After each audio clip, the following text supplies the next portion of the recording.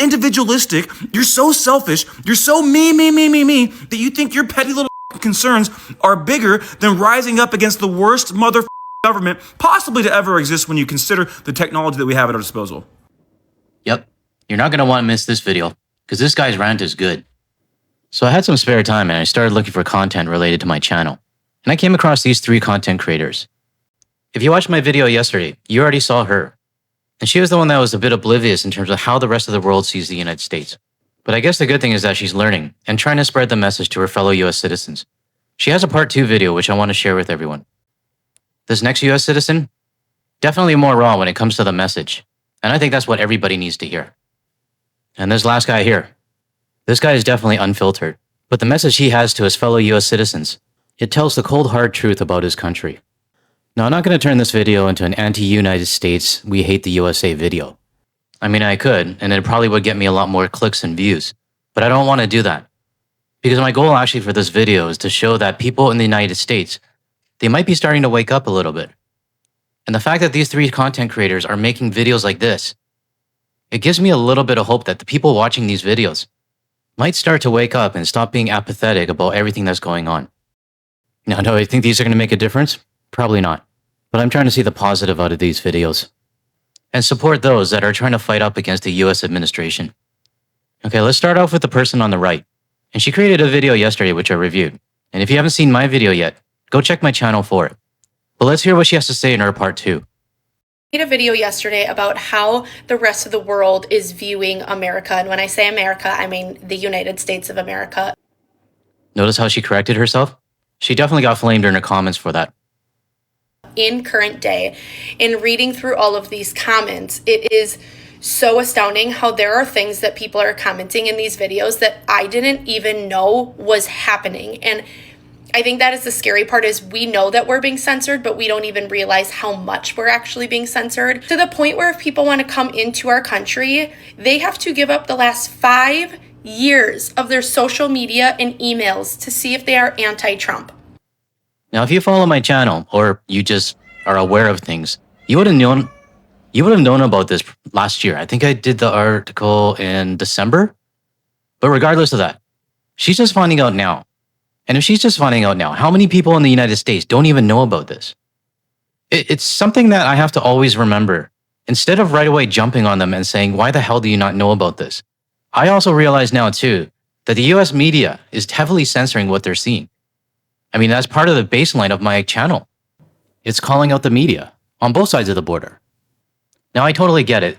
US media sucks, and they're not giving out the right stories, or they're not even mentioning the things that actually matter. So I can't 100% blame these US citizens for not understanding what's going on with the rest of the world.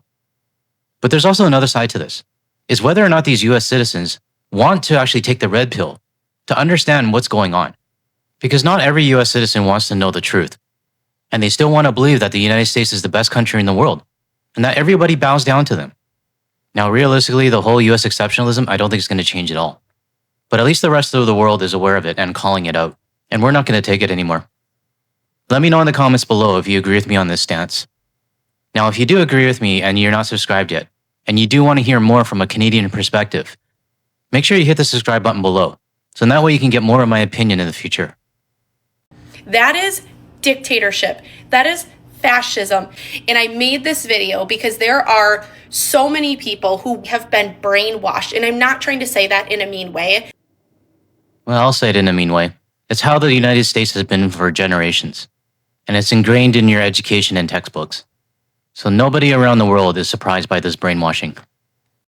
But they have been brainwashed to think that other countries now fear us, and they fear Trump, so they respect us, and they do not. They fear for us. They feel bad for us. They think we're a laughing stock. They now think that we are a third world country between. I'm trying so hard not to make this a bashing video. But to correct her, as someone from the outside of the United States, I don't fear for you, and I don't feel bad for you. It doesn't mean that I don't care about the violence going on in the United States. But what it does mean is that this is a problem that the United States has created themselves. The Orange McNugget is a product of the United States, and 77 million of your fellow citizens took the time to actually make sure that he's in office.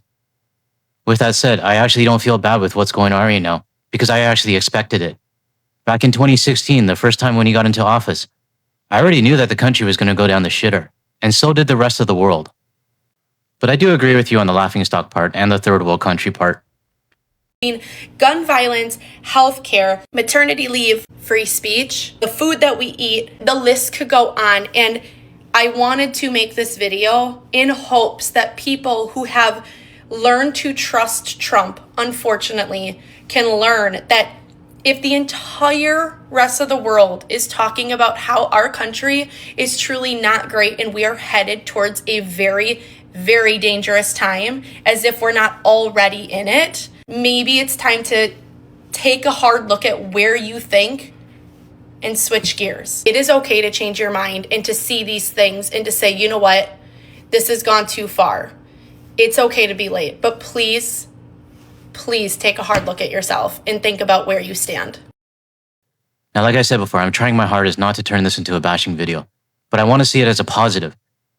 Because what she said at the very end of the video, not a lot of US citizens realize it, and they'll still go about their day thinking everything is normal. So I hope her message gets out, and I'm doing my part to try to see if I can spread it. But it's really up to the US citizens to see if they become more engaged with what's going on and stop being apathetic. I'm also talking about my friend in Nevada. If he can change, then I have a lot more hope. Now, this next creator has a message about her fellow US citizens. It's pretty raw, and you're going to want to hear it.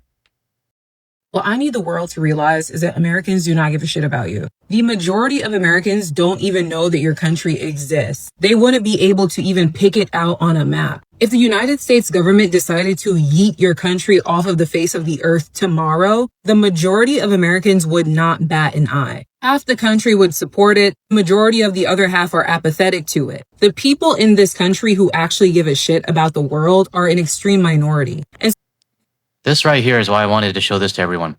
She understands that the people that are resisting and fighting against the US administration are an extreme Smally? What I meant to say is a small minority.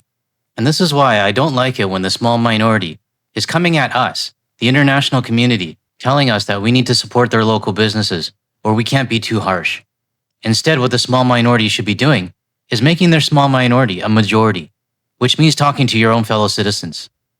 so why does the world continue to care about America in this way? Following American trends, adopting these cultural practices that are largely rooted in consumerism, looking up to American celebrities and public figures, this country and its people are nothing to emulate. Well, I think that's starting to change. United States soft power is dying. Now that I know what soft power is, thanks to Wayne Smith, I now know that all the US brands, Disneyland, Apple, Tesla, they're not looked up to as much as they were before. American consumption habits are literally destroying the world. This country is only 5% of the world's total population, but is responsible for a quarter of the trash that it produces. The parasitic government will destroy countries without batting an eye. And realize Donald Trump is not the first to do this. But the world is a little bit too complacent, just as Americans are. And people are waking up to it, but not enough. This country has done so much to destroy the world, and people are too passive in accepting it. And so the world needs to boycott America, not just regarding consumption, but culturally and socially as well. And I think 2026 is going to escalate on this part. I have to commend this person. She understands. But unfortunately, a good 100 million, even more, probably don't understand or don't even care. Now, this next content creator, his message is even more raw, with a couple F-bombs. I think Josh has some competition. Let's take a look. So I'm starting to see videos of Americans getting upset and defensive because people outside the USA are criticizing us and wondering why we don't rise up against our fascist-ass government. And I just want to say to all the Americans that are getting defensive and complaining, shut the fuck up. We are pathetic. We are cowardly. We are complacent. And we are just pathetic. We are genuinely one of the worst groups of people to ever fucking exist. And history's gonna look back at us and ask the same goddamn question.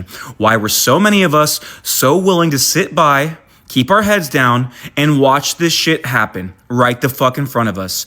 We are only 4% of the global population. There are 8 billion people out there, and we impact almost every single one of them to some degree.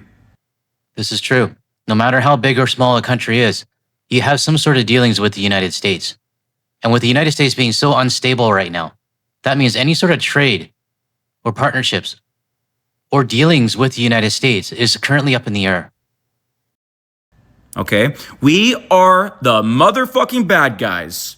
We impact the entire globe. Our foreign policy literally kills tens of millions of people if you look at the last decades, century. But like, this is a historical truth. This is a truth in the moment. This is objective fucking reality. And there is no excuse good enough that you could offer up to people outside this country who we are fucking every single day that would rationalize why we're not rising up against this shit. We are the bad guys, and we deserve all of the motherfucking criticism and so much more that is coming our way right now. Do you see why I wanted to share this with everyone? It's because there are US citizens that understand, and unfortunately there's a small minority. Now this guy here is really trying his best to get the message out.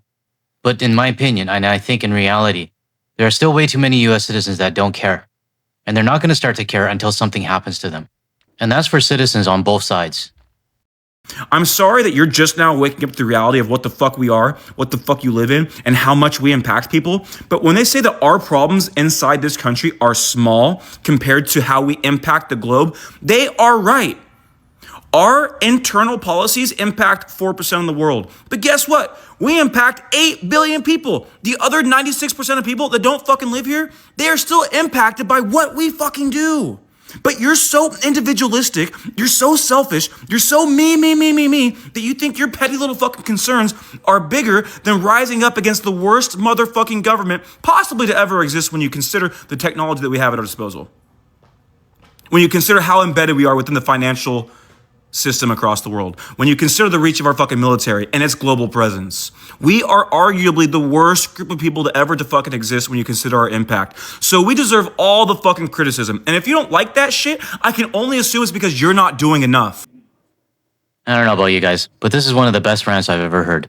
Because what he said is the cold hard truth. And it's not targeted at us, the international people. It's targeted at his own fellow citizens who really don't give a shit about what's going on. So my message for this video, and I think I did a pretty decent job not making like a bashing video, is to tell everybody that, look, there are people in the United States that are trying to fight, but they also know they are a minority when it comes to the entire population of the US. It's good to see them calling out their own citizens though. I would love to get this last guy on a call. I'm going to try to figure out how I can get a hold of him. All right, that's all I got for today's video. If you found any value in anything I said today, or you do want to hear more from a Canadian perspective, or even an international perspective, make sure you hit the like and subscribe button below so you'll know when my upcoming videos are. Thanks for watching, and I'll catch you in the next one.